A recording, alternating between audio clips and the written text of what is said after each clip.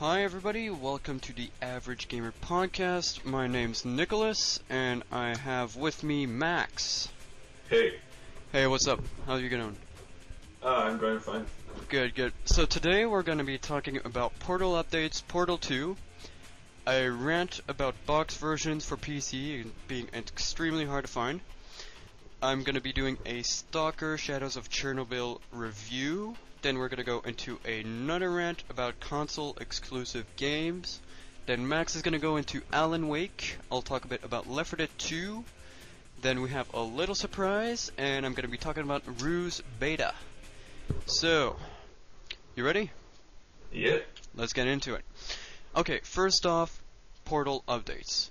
Now, this was a triumph. I'm making a note here. Huge success. It's hard to Now, if any of you have already noticed, recently in the past few weeks, in the beginning of March, Valve released 2 Portal updates. The first one being on March 4th, and let me quote right here, changed radio transmission frequency to comply with federal and state spectrum management regulations. At first, nobody understood what the heck he meant, so everybody restarted playing Portal, right? And basically what happened is that the radios, all scattered all over the maps, would have a red LED light coming from them, and if you brought it to certain parts of the testing area, the light will become green, and you will hear some strange sounds in the background, coming from the radio. Then there was the achievement, which was transmission received, and once you had the achievement, it was just ...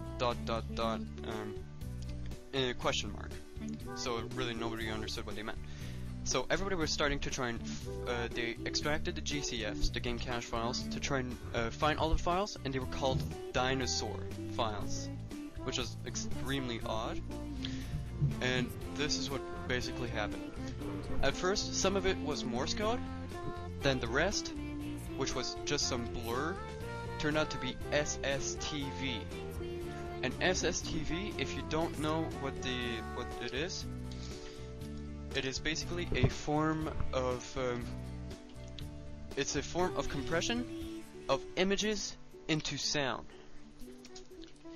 And this method has been used. People had like some extraction things to try and decrypt the images. Then a whole bunch of images of aperture science was trying to show up. Now I have one right here, so I'll make you guys listen to it. It's really, really weird. These were the sounds coming out of the radio.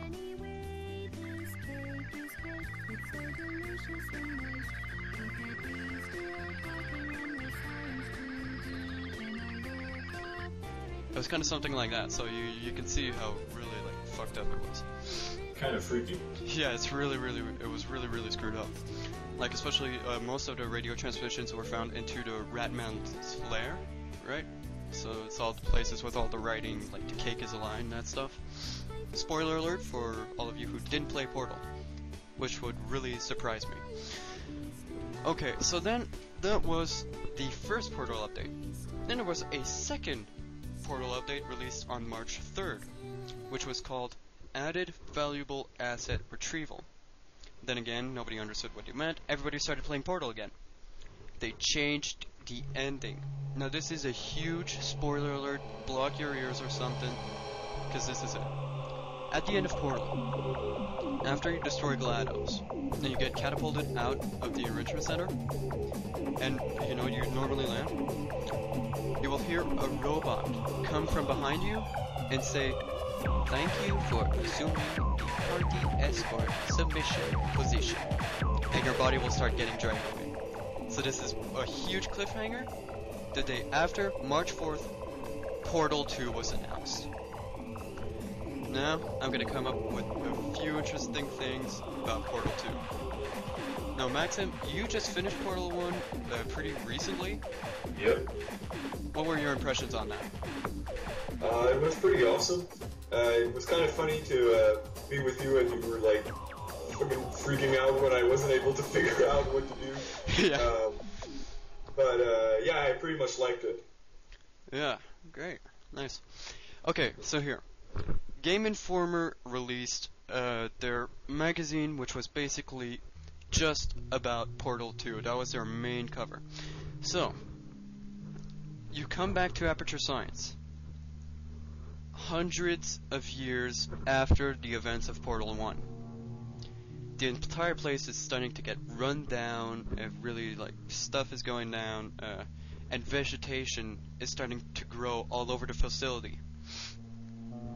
Now, for most of this, it's really completely new, and everybody was expecting, okay, well, is Shell still alive? Turns out that, yes, you are still playing Shell. Now, probably one of the most awesome things about Portal 2 that I'm really happy about, co-op. There's finally going to be they're going to put co-op, but the thing that's special about the co-op is that you're not even playing two human players, it's actually two androids. One of them being one of the cores, and another one, for a body, it would be one of the cores, and the other one has the body of a turret. Which is like really, really funny, and they said that the puzzles are actually going to be a lot more challenging, because really instead of having just 2 portals, it's going to be 4 portals going throughout the maps. Now that's pretty much all I have to say about Portal 2. So then what we have right now is our little rant about boxed versions. Now I've talked a lot, Maxim, go for it. Well, you seem to think that PC box versions are friggin' impossible to find in stores. I don't get it. Last time I went to a video game store, there were plenty, but maybe there's just like not any copies of what you were looking for, because really I saw lots. Okay.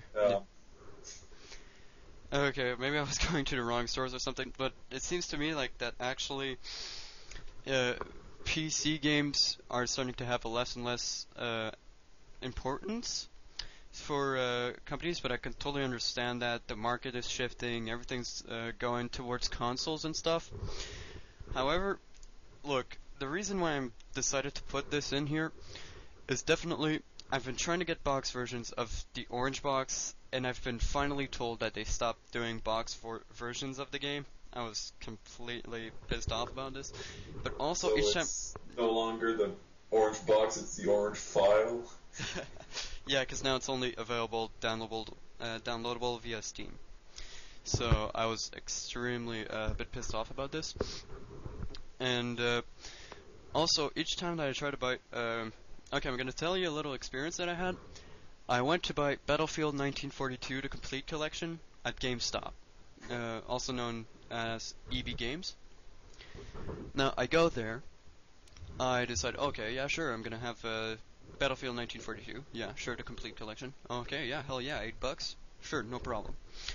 I buy the game, get home, they forgot my USB key. Not my USB key, sorry, the CD key. So I was stuck with a game I couldn't even install. I found out completely infuriating, so I went to call them. They told me I couldn't help. I needed to wait for like a week for EA support to finally give me keys, but I couldn't play online with them. Sucks. Yeah. Well, that was pretty much it. That's why I just wanted to put it in. I wanted to rant about stuff, so. Okay, do you have anything to add? No. Okay. So, let's move on. Alright. Stalker, Shadow of Chernobyl. Now this was a game that I've played extremely recently. I know it's been released in 2007, an extremely, really interesting game. The reason why I say it's interesting, I mean, the storyline is just amazing. You have a whole bunch of side quests. So basically I'm just gonna give you a quick resume of Stalker. The game starts off that